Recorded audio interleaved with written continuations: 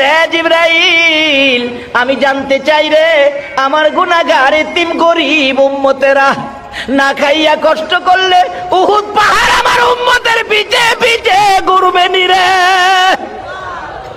জিবরাইল বললেন না, আপনার উম্মতের পিছে উহুদ পাহাড় স্বর্ণ হইয়া ঘুরবে না।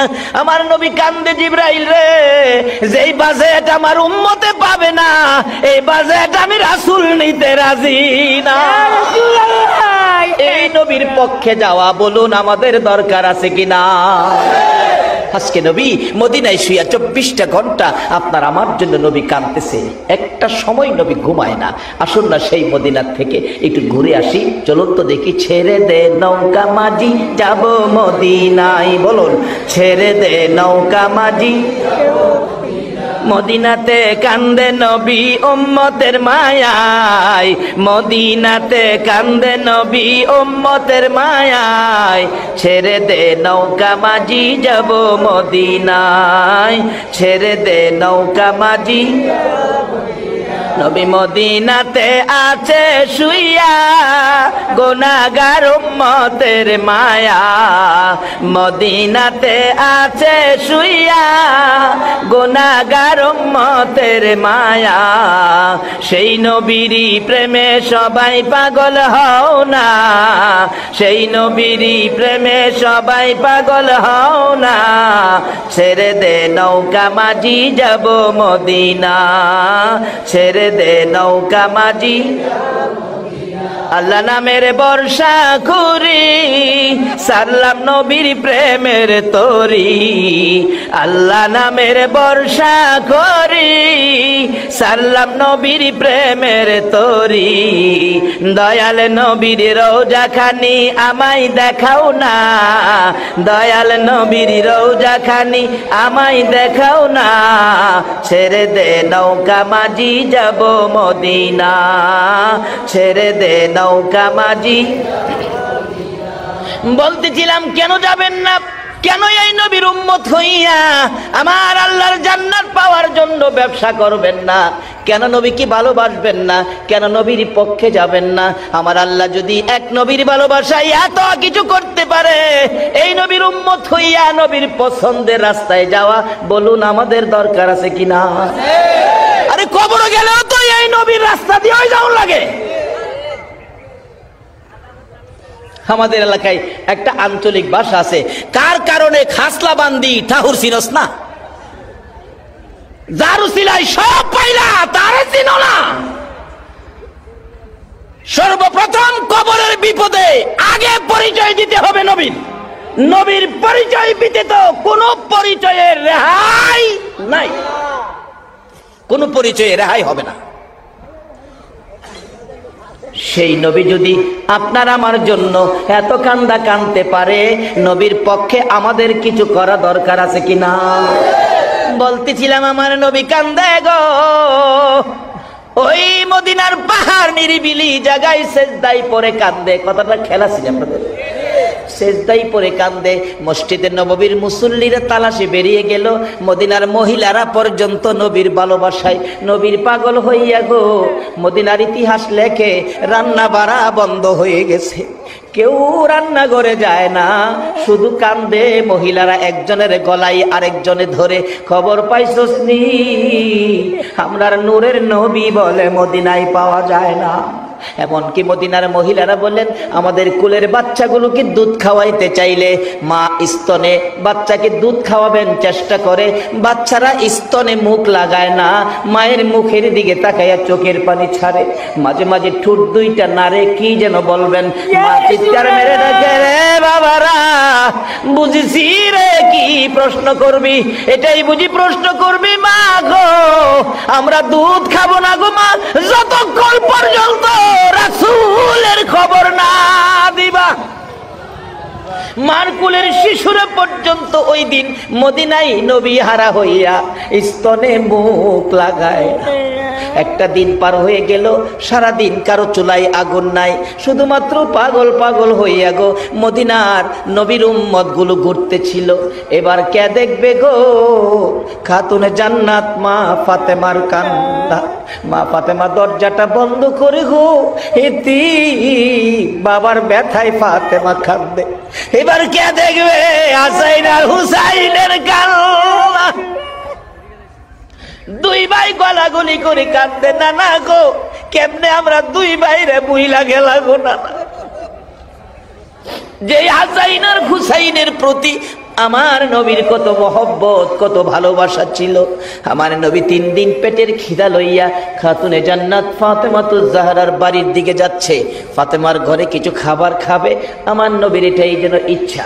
দরজায় আওয়াজ দিলেন, মা ফাতেমা কান্নার কণ্ঠে জবাব দিল। ফাতেমা ডাকতেছে, বাবা আসছেন? হ মা, দরজা খোলো। দরজা খুললে খাতুনে জান্নাত ফাতেমাতুজ জাহরা চোখের পানি মুছতেছে। ফাতেমা গো, কেন গো মা চোখের পানি মুছতে কাঁদতেছো? ফাতেমা ডাকতেছে, বাবা গো আজকে 3টা দিন পার হয়ে গেছে গো, ফাতেমার চুলায় আগুন জ্বলবে। নানা গো কইয়া তোমার 2 নাতি কাঁদতেছে, পেটের খিদা লইয়া গো বাবা, তোমার আদরের 2 নাতি ঘরের বাহিরে যায় কাঁদতেছে।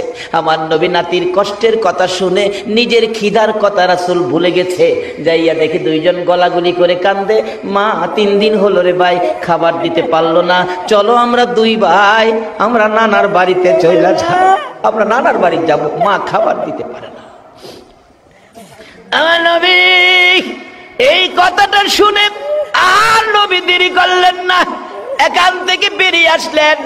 বেরিয়ে গেলেন কোথায়? রুজি রোজগারের ব্যবস্থা করা যায়। বাবারা গো, রুজি রোজগার করে খাবেন, হারাম খায়েন না, কষ্ট করে পরিশ্রম করে খাবেন। আমার নবী নিজেও পরিশ্রম করেছে, অবৈধ লাইনে পয়সা রোজগার করবেন না, হালাল খাবেন। হালাল ব্যক্তিকে আমার নবী সুপারিশ করে জান্নাতে নেবে। নবী নিজে একটা ইহুদির খেজুরের বাগানের পাশে গিয়ে ডাকতেছে, ইহুদি তোমার খেজুরের বাগানে কাজের লোক রাখবা?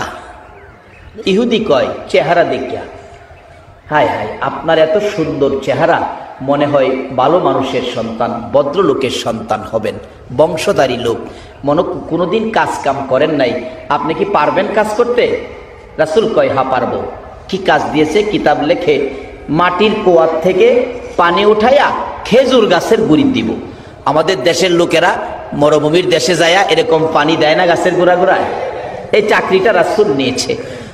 আশেকে রাসূল, আশেকে ওলির দেশের মানুষ, এই কাজটা তো আমার রাসূলও করেছিল, যে কাজের দায়িত্ব নিয়ে তোমরা যাও। নবীজি পানি উঠাবেন, মাইনা কি দিবেন? ইহুদি বললেন, 1 বালতি পানি উঠাইলে 3টা করে খেজুর দিব। নবীজি 8 বালতি পানি উঠাইছেন হাসাইন হুসাইনের ব্যথায়। 8 বালতি পানি উঠাইয়া 9 বালতির জন্য বালতিটা নিচে ছাইরা টান দিলে রশি ছিঁড়া বালতি পড়ে গেছে। নবীজি দাঁড়াইয়া রয়েছে, ইহুদি দূর থেকে তাকায় রয়েছে, পানি উঠাও না কেন? রশি ছিঁড়ে গেছে। রশি ছিঁড়ে গেছে না ছিঁড়ে ফেলছো? নবীকে চোখ লাল করে কথা কইতেছে, ছিঁড়ে গেছে না ছিঁড়ে ফেলছো? রাসূল বলেন, বাবারে আমি তো ছিঁড়ে ফেলি নাই, ছিঁড়েই গেছে, পড়ে গেছে। না তুমি ছিঁড়ে ফেলছো। আরে বাবা আমি ছিঁড়বো কেন? এই কথা কাটাকাটিতে এক পর্যায়ে ইহুদি, যেই নবীর চেহারায় জীবনে একটা মশা মাছি বসে নাই, এই নবীর সুন্দর গাল মোবারকে থাপ্পড় লাগাই দিছে। আমার নবী একটা চিৎকার মারছে, ইহুদি 3 দিন পর্যন্ত খাবার নাই রে, আমার গালে থাপ্পড় দিছস, তোর হাতে ব্যথা পাইছস নি? ইহুদি রে দেরি করিস না, আমার আদরের নাতিরা কান্দে রে, যে নাতির মুখে খাবার দেওয়ার জন্য আমি আজকে তোর বাগানে চাকরি নিয়েছিলাম, আমার 8 বালতি পানির বিনিময় 24টা খেজুর দিয়ে দে, আমি 24 খেজুর লই আমার নাতিদেরকে খাওয়াবো। 24 খেজুর লইয়া আমার আপনার নবী রওনা হলেন হাসাইন হুসাইনের দিকে। আমার আল্লাহ ডাকে, জিবরাইল আমার বন্ধুরে বালতি যেন বন্ধু উঠাইয়া দিয়ে আসে। জিব্রাইল সামনে দাঁড়াইলে ইয়া রাসূলুল্লাহ বালতি উঠাইয়া দিয়ে যেতে হবে। এরে জিব্রাইল আমি বালতি কিভাবে উঠাবো রে জিব্রাইল? জিব্রাইল বলেন ইয়া রাসূলুল্লাহ কুয়ার ভিতরে হাত ঢুকাইয়া আপনি নবী বালতিকে ডাক দেন, বালতি আপনাকে চিনে, আপনার ভালোবাসায় বালতি আপনার হাতে এসে যাবে। আমার নবী কুয়ার ভিতরে হাত ঢুকাইয়া ডাকতেছে, এরে বালতি আয় রে, আমি নবীর হাতে আই। বালতিকে আমার নবী ডাক দিতে দেরি হয়েছে, মৃত বালতি কুয়ার ভিতর থেকে নবীর হাতে আসতে দেরি হয় না। যেই নবীর ভালোবাসা মৃত বালতি পর্যন্ত দিতে জানে গো, এই নবীর উম্মত হইয়া নবীর ভালোবাসা দেওয়া দরকার আছে কিনা? কিভাবে ভালোবাসা দিলে নবী খুশি হবে? আসুন আমি সেই দিকে যাচ্ছি। এবার প্রশ্ন আসতে পারে, হুজুর মৃত বালতি কি ডাক দিলে আসতে পারে? আসুন আরো বাস্তবতায় যাই। মদিনায় যারা হজ করতে গিয়েছেন একটা জায়গার নাম আছে উস্তুনে হান্নানা। তার ঘটনা হলো আমার নবী যেদিন মসজিদে নববীর মিম্বর পাকা হয় নাই, একটা শুকনা মৃত খেজুরের গাছ পিছনে গাইরা মিম্বরে দাঁড়ায় হেলান দিয়ে খুতবা দিতেন। যেদিন মিম্বর পাকা হলো এই শুকনা গাছ লাকড়ির সমতুল্য উঠাইয়া ফেলে দিলেন। নবী খুতবা দিবেন জুমার দিন, শোনা যায় নবীর কানে আওয়াজ আসতেছে, কে যেন কাঁদতেছে মা বাবা হারা এতিমের মতো। আমার নবী বলেন সাহাবীরা রে দেখ কে কান্দে রে। না হুজুর কেউ তো কান্দি না আমরা, রাসূল পাইলে আমরা কাঁদবো কেন? না তালাশ করে দেখ, আমার কানে কান্নার আওয়াজ আসতেছে। সাহাবীরা তালাশ করে দেখে মৃত শুকনো খেজুরের গাছ আমার নবীর ভালোবাসায় কান্দে। হুজুর মরা গাছ দিয়ে কাঁদতেছে। পৃথিবীর কোন আলেম অস্বীকার করার ক্ষমতা নাই যে নবীর ভালোবাসায় মরা গাছ কান্দে। আজকে সেই নবীর পক্ষে আপনারা বসে আছেন। যদি এই রাত্রের মাহফিল আল্লাহ পছন্দ করে কবুল করে, এর বিনিময় নাজাতের ফয়সালা আপনাদের হয়ে যাবে।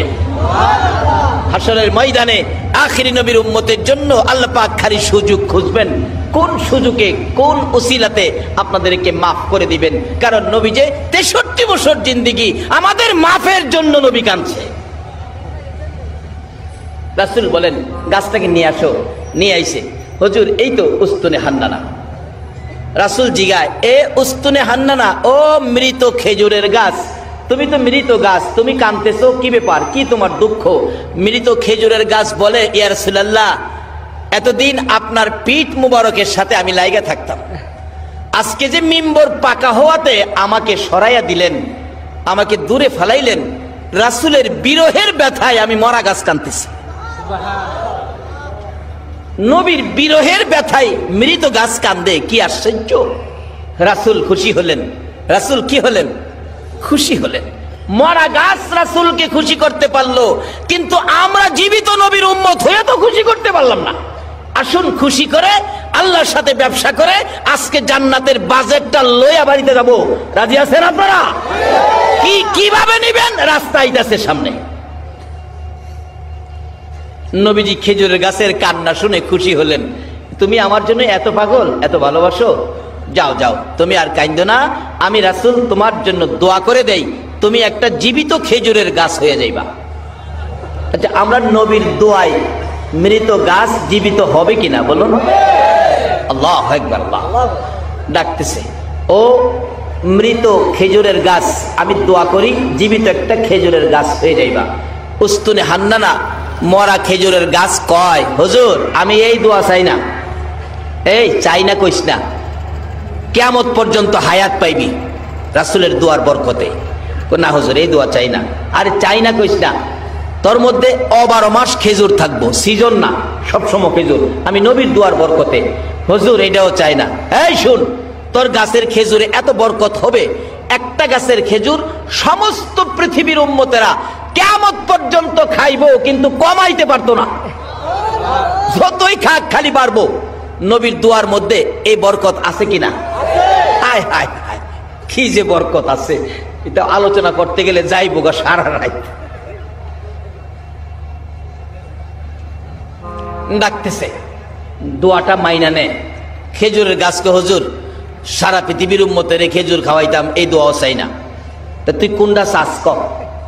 হুজুর আমি চাই আপনি নবী যেই জান্নাতে থাকবেন গো নবী, যে জান্নাতের বিছানার মধ্যে আপনি শুয়ে ঘুমাবেন, ওই জান্নাতের বিছানাটার পাশে আমি একটা খেজুরের গাছ হইয়া সব সময় আপনি নবীকে দেখতে চাই।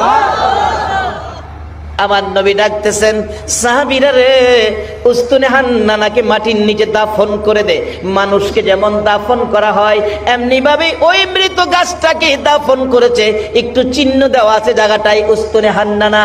নবীর ভালোবাসার ওই গাছটার পাশে দাঁড়াইয়া 2 রাকাত নামাজ যদি কোনো মুসলমান আদায় করে, আমার আল্লাহ তার জীবনের গুনাহগুলো মাফ করে দেয়।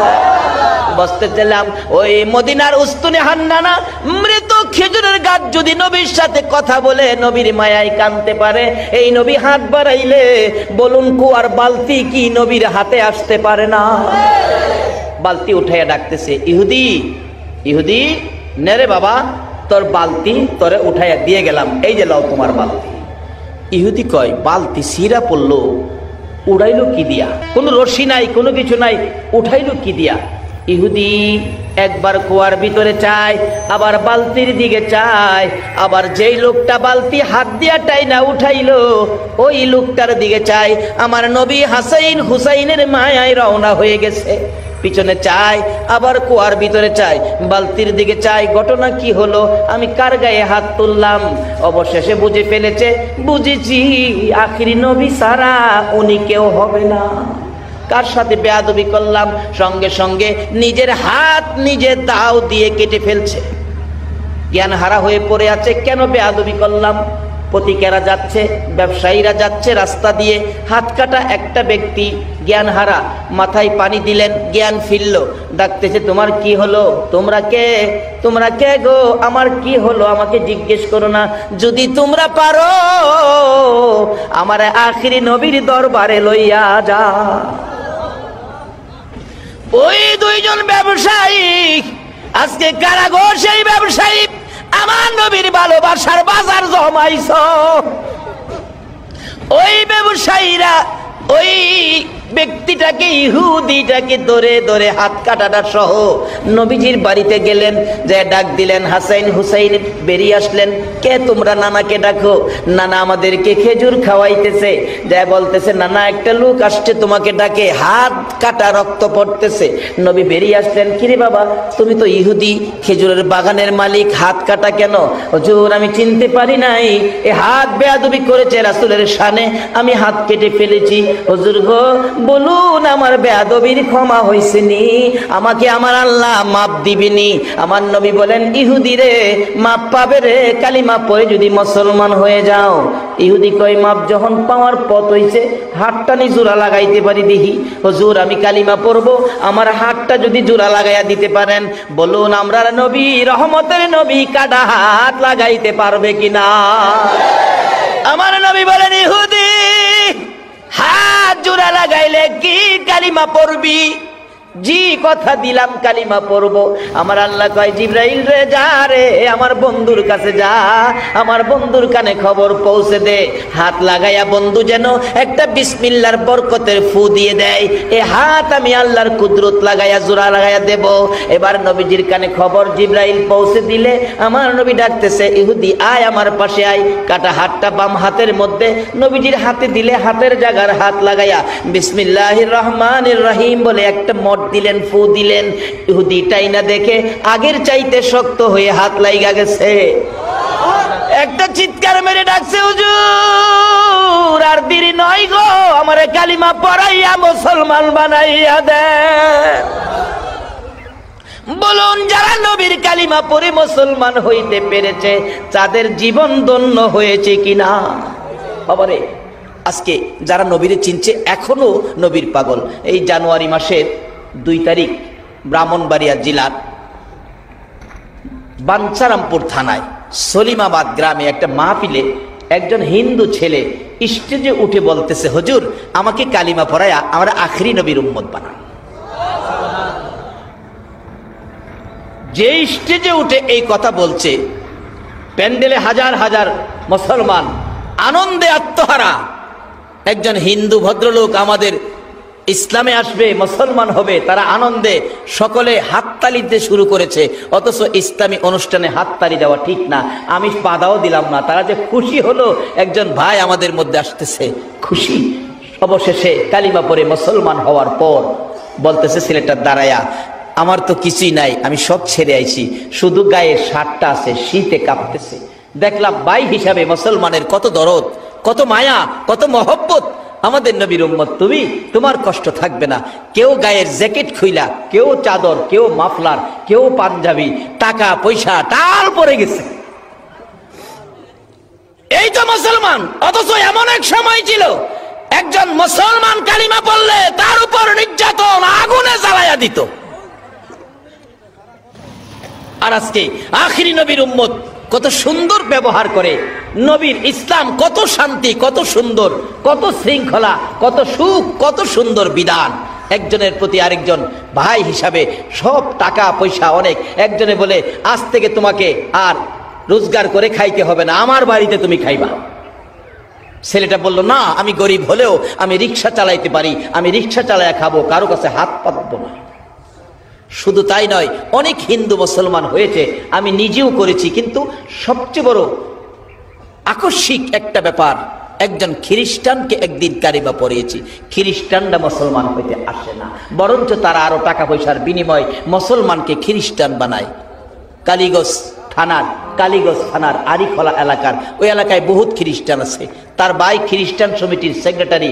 ওই যুবকটা নাকি আমার ক্যাসেট শুনছে, আখিরি নবী, উম্মতের জন্য এত মায়া, উম্মত ছেড়ে নবী বেহেশতে যাবে না, আর আখিরি নবীর উম্মতের ইজ্জত সম্মান কত। এই অবস্থা শুনে, ক্যাসেট শুনে, হ্যাঁ বৃহস্পতিবার বিকালে আইসা বৈরব বাসস্ট্যান্ড মসজিদে পড়ছে। আইসা ডাকতেছে, হুজুর আপনি কি তুফাজ্জল? বলে হ, আমাকে কালিমা পড়ায়া মুসলমান বানান, আমি একজন খ্রিস্টান। আমি বললাম দেখো এগুলি আন্তাজি আমি করতে রাজি না। আবার কোন আইনের পেছো করি। কালকে শুক্রবার জ্ঞানী গুণীরা, বুদ্ধিজীবীরা, অনেক মুরব্বীরা আসবেন জুমার নামাজে, ওই সময় তোমাকে সবার সাথে পরামর্শ করে কালিমা পড়াবো। ওই যুবকটা বলতেছেন তাই নাকি হুজুর, কালকে পড়াবেন? আচ্ছা ঠিক আছে। হ্যাঁ, রাত্রে থাইকা সকালবেলা গোসল টুসুল করে পরিষ্কার হয়ে মসজিদের কোনায় বৈশা রইছে। নামাজ তো পড়তে পারবে না যেহেতু কালিমা পড়ে নাই। কিন্তু নামাজের শেষে আমি ডাকলাম, মুরব্বীরা বসেন, এই ঘটনা। ছেলেটাও মাঝখানে বসলো থেকে এখানে কালিমা পড়াইতে গেলে একজন সাংবাদিক বললেন, ইউন অফিসে নিয়ে কাগজপত্র করতে হবে, এফিডেভিট করতে হবে, অনেক কাগজপত্র দরকার আছে, নাইলে আইনের সমস্যা আছে। এগুলি ফাইসালা করে তখন সকলেই বলল তে কাগজপত্র কে করবে? একজন সাংবাদিক দায়িত্ব নিলেন, কাগজপত্র আমি করব। তাইলে তুমি কাগজপত্র আজকে রেডি হলে কালকা তোমাকে কালিমা পড়াইয়া মুসলমান বানাবো। এই যুবকটা বসার থেকে উঠে দাঁড়াইয়া দুইটা চোখের পানি ছেড়ে দিছে।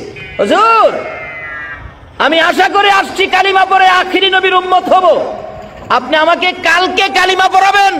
আজকে যদি আমার মৃত্যু হয়ে যায় তাহলে তো আমি আখিরি নবীর উম্মত হয়ে মরতে পারলাম না।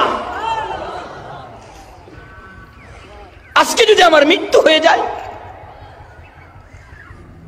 ও যুবক, তোমাদের মতো যুবক খ্রিস্টান ছেড়ে, হিন্দু ধর্ম ছেড়ে আমাদের নবীর উম্মত হয়ে মরতে যায়, আর তোমরা সেই নবীর উম্মত হয়ে সুদ খাও, ঘুষ খাও, মনে যা চাই তা করো।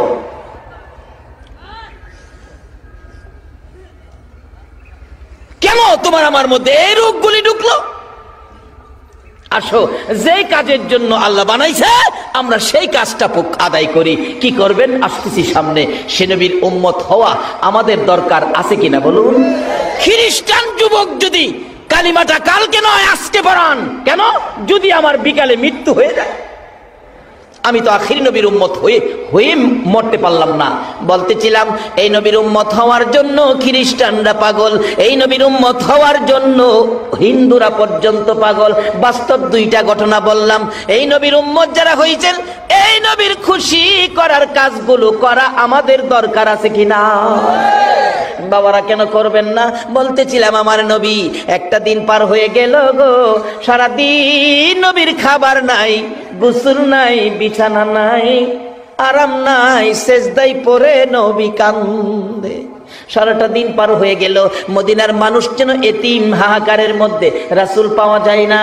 একটা রাত পার হয়ে গেল, কার চোখে ঘুম নাই, নবীর চিন্তায়। 2 দিন পার হয়ে গেল, শুধুমাত্র কান্না মদিনায়। 3 দিন যেদিন পার হয়ে যায়, আবু বকর ওমরের জীবনী লেখে, তারা 2 জন কাঁদতে কাঁদতে একবারে মদিনার শেষ প্রান্তে যাইয়া দেখে এক জাক রাখাল বসে বসে কি যেন তারা চিন্তা ভাবনা করছে। আবু বকর ওমর 2 জন প্রশ্ন করলেন, এরে রাখালেরা, কি চিন্তায় তোমরা বসে আছো? আমাদের একটা চিন্তা নিয়ে ঘুরতেছি, সমাধান পাই না, তোমরা আবার কোন চিন্তায় ঘুরো? রাখালেরা ডাকে, এরে ভাই, আপনারা কে, কোত্থেকে আসছেন? আবু বকর বলেন, আমি আবু বকর, পাশে আমার ভাই উমর রে, আমরা মদিনার শহর থেকে আসছি, গ্রাম এলাকায় মদিনার শহরের মেহমান আমরা। কেন আপনারা শহর থেকে গ্রামে আসছেন? রাখালেরা, আজকে 3টা দিন পার হয়ে যায় রে, আমাদের দয়ার নবী, মায়ার নবীর খবর পাই না। রাখালেরা রে, এই এলাকায় তোমরা থাকো, আমাদের দয়ার নবী, মায়ার নবীর খবর জানোনি? রাখালেরা একজন আরেকজনের মুখের দিকে তাকাই। রাখালেরা ডাকতেছে, মায়ার নবী তো চিনি না, দয়ার নবী তো চিনি না। ও রাখালেরা পরামর্শ, যারা বসছিল সবাই বলতেছে, এরে আবু বকর উমর, ও মদিনার শহরের মেহমান, আমরা মায়ার নবী চিনি না, দয়ার নবী চিনি না রে। আজকে 3টা দিন পার হয়ে যায়, ওই পাহাড়টার নিচে রে একটা সোনার মানুষ, নূরের পুতুল, পূর্ণিমার চাঁদের মতো চেহারা রে। আজকে 3টা দিন পার হয়ে যায় রে আবু বকর উমর, ওই লোকটা সেজদায় পড়ে উম্মতি উম্মতি বলে কান্দে রে। আবু বকর উমর, আল্লাহর কসম করে বলি, আমাদের বেড়া বকরি দুম্বা গুলো ওই লোকটার পাশে যাইয়া তার ব্যথায় ব্যতীত হইয়া কান্দে রে। 3টা দিন পার হয়ে যায়, একদিনও ঘাস পানি খাওয়াইতে পারি না। তাই আমরা পরামর্শে বসেছিলাম, এখান থেকে বেড়া বকরি দুম্বা গুলো সরিয়ে নিয়ে যাব। আমরা কিছুক্ষণ আক্রমণ করেছি, তাদের গায়ে আঘাত করেছি। আবু বকর উমর রে, এটা কেমন ব্যক্তি রে, বেড়া বকরি দুম্বা গুলো মার খাইতে রাজি রে, ওই লোকটার কাছ থেকে সাইরা যাইতে রাজি না। আবু বকর ওমর 2 জন মিলে একটা চিৎকার মারলেন, ভাই, যার ভালোবাসাই বেড়া বকরি দুম্বা কান্দে, যিনি সেজদায় পড়ে উম্মতি উম্মতি বলে কান্দে, আমাদের রাসূল ছাড়া কেউ হবে না। বলুন, পৃথিবীতে এমন কোন দলের নেতা নেত্রী আছে তার দলের মানুষের জন্য 3 দিন পর্যন্ত না খাইয়া সেজদায় পড়ে কাঁদছে? পারবেন কি এ প্রমাণ দিতে? একজনই শুধু কান্দে উম্মতের ব্যথায়, যার ভালোবাসায় আজকে বসে আছেন। আরে দয়ালো নবী, প্রেমের ছবি আর আসবে না জগতে, আমার দয়ালো নবী, প্রেমের আর আসবে না হাসর দিনে উম্মত বিনে, হাসর দিনে উম্মত বিনে যাবে না নবীজি বেহেশতে। দয়ালো নবী, প্রেমের ছবি আর আসবে না জগতে, আমার দয়ালো নবী, প্রেমের ছবি আর আসবে না। আবু বকর ওমর 2 জনে মিলে নবীর দিকে দাঁড়ায় ডাকতেছে, নবী গো, মাথা উঠান, উম্মতের জন্য কান্দেন, আমরা সব নেকি আপনার উম্মতের জন্য দিয়ে দিলাম। নবী মাথা উঠায় না। নবীর ইচ্ছা হলো আল্লাহর পক্ষ থেকে ঘোষণা আসবে, তাইলে মাথা উঠাবো। যেই নবী উম্মতের ফায়সালা ছাড়া 3 দিন কায়দাও মাথা উঠাইতে রাজি না, এই নবীকে খুশি করার কাজ আমাদের করা দরকার আছে কিনা বলুন? এই নবীকে খুশি করে যেই কাজ করবেন, এর বিনিময়ে আল্লাহর সাথে ব্যবসা হবে। যেমন ব্যবসা করেছে সুমাইয়া, আল্লাহকে খুশি করে জান্নাত নিয়ে নিছে তো, কিন্তু আমরা জান্নাত নিতে পারলাম কিনা? আসুন কিভাবে নিব। ব্যবসা করতে গেলে নবীজি একটা হাদিস দিছে, ব্যবসা করতে গেলে আগে মাহাজনের সাথে সম্পর্ক করতে।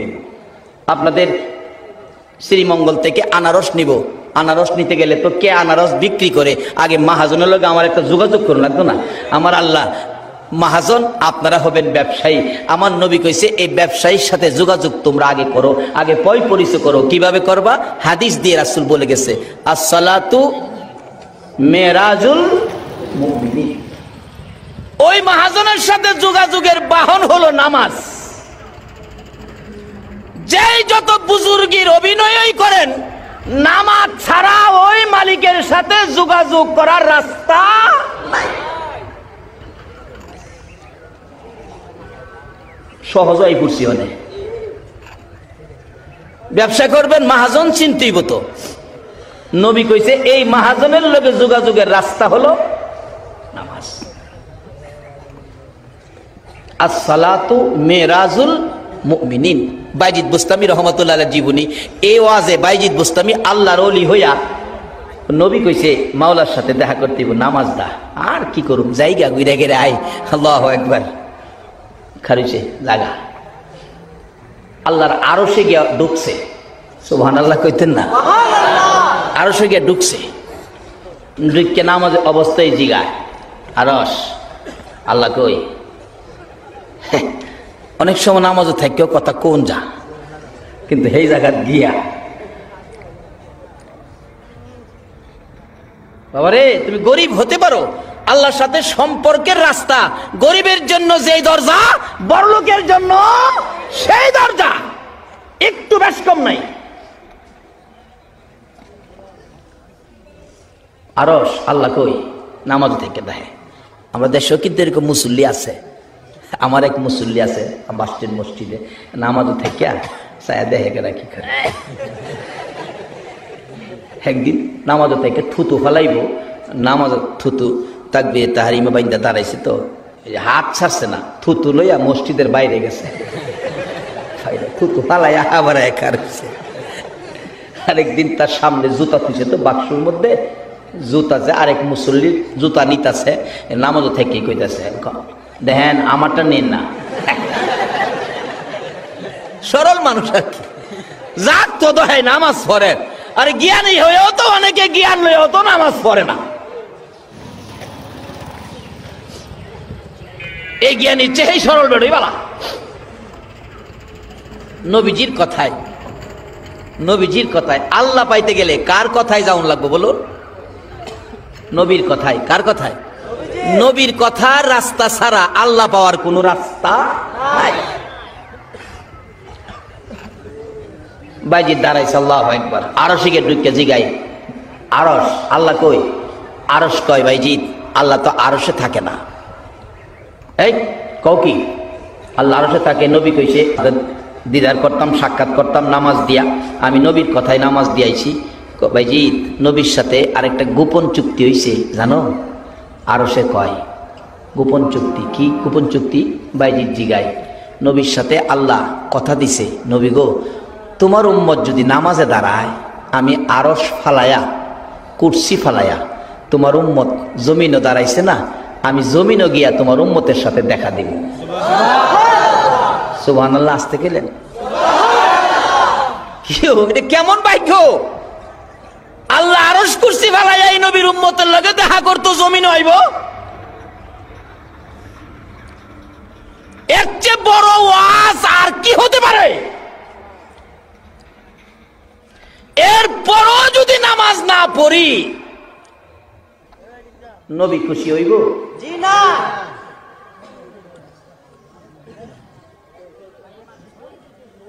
বাবারা, আমরার ব্যবসা নামাজের মাধ্যমে আগে মালিক চিনা লই, আগে মালিকের লগে সম্পর্ক করি, মাহাজন চিনা লই। কোন নামে কোন দোকানে মাল ভাড়াইবেন, আগে মাহাজন চিনা লন। কার দোকানতে মাল নিবেন, কোন দোকানের মাল কি অবস্থা, আগে মাহাজন চিনেন।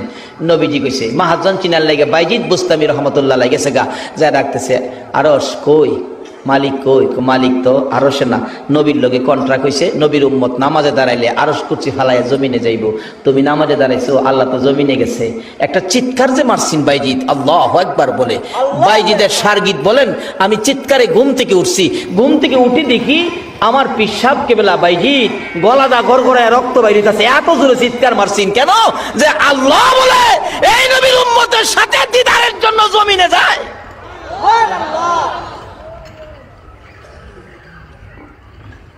এই নবীর উম্মত নামাজই পড়ে না।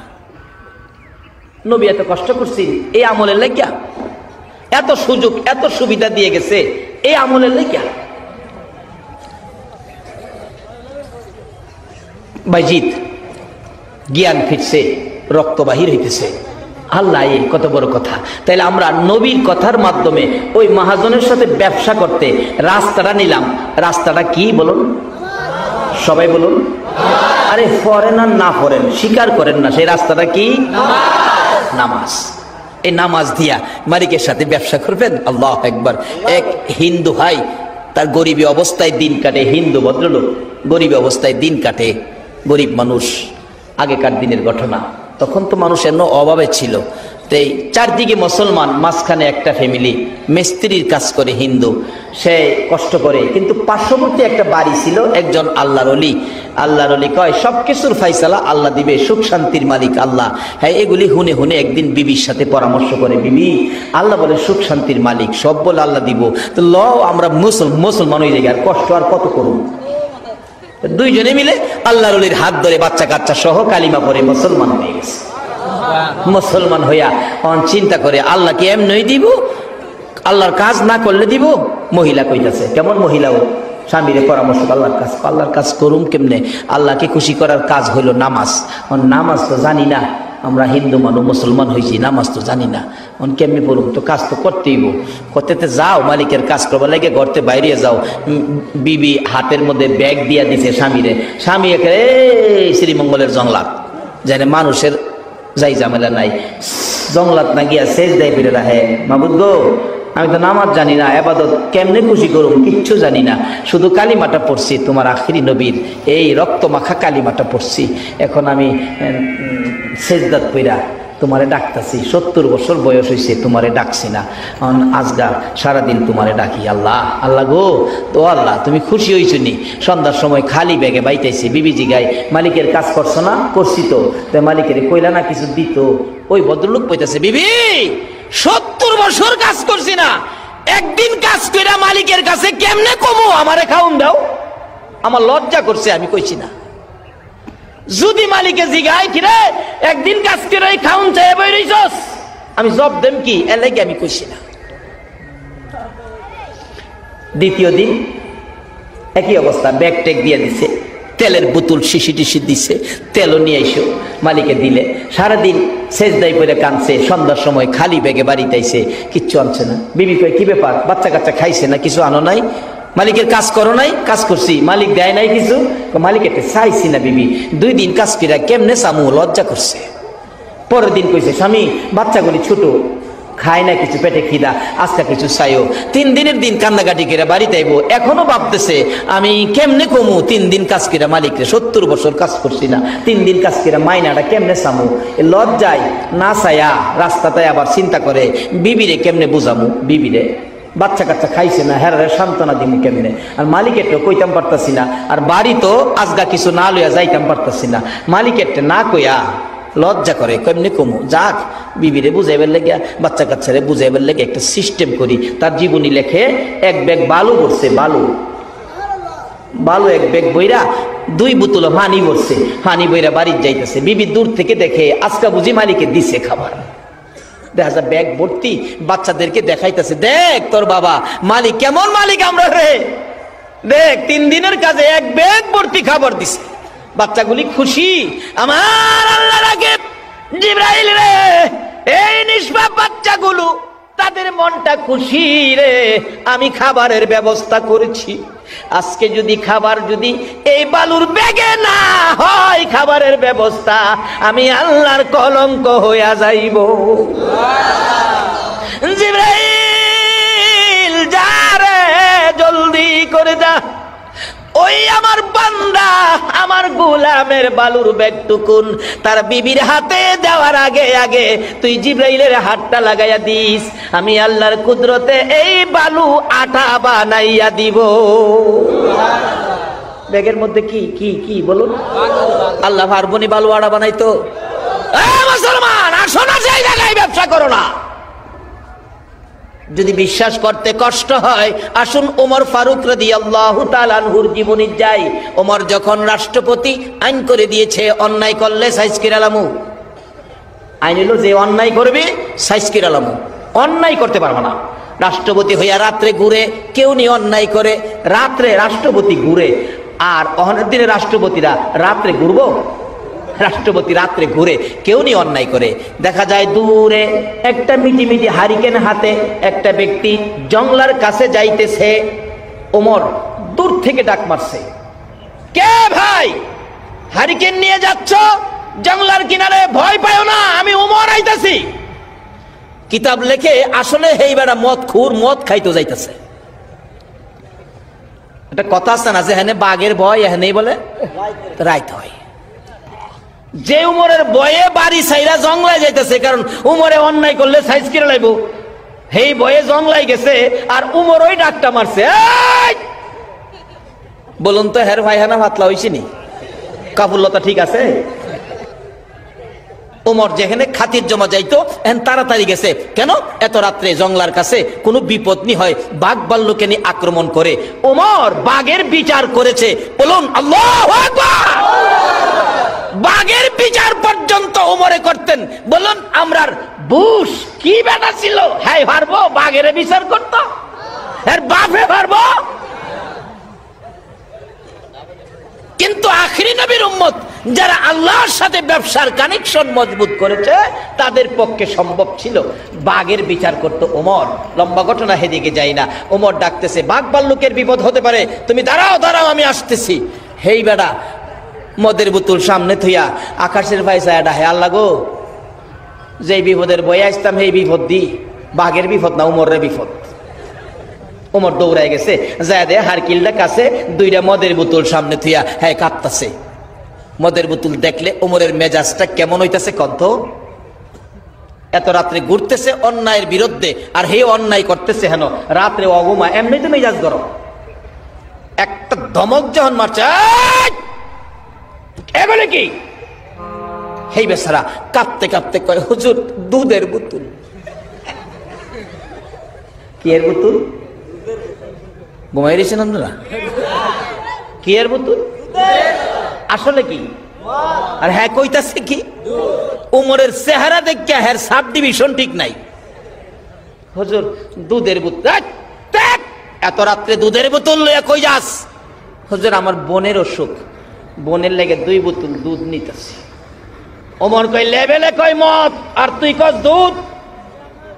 লেভেলে কই মদ আর কইতাছে দুধ, লেভেলে কই একটা, হ্যাঁ বুঝাইতাছে আরেকটা। এরকম লেভেলে বেশ কম আমরার চরিত্রের মধ্যে আছে না? লেভেলে কই মুসলমান আসরের নামাজ পড়ে বাইরিছে, দুহানো গিয়া 1 মণ চাউলের মধ্যে 35 সের দিয়া বিদায় করছে।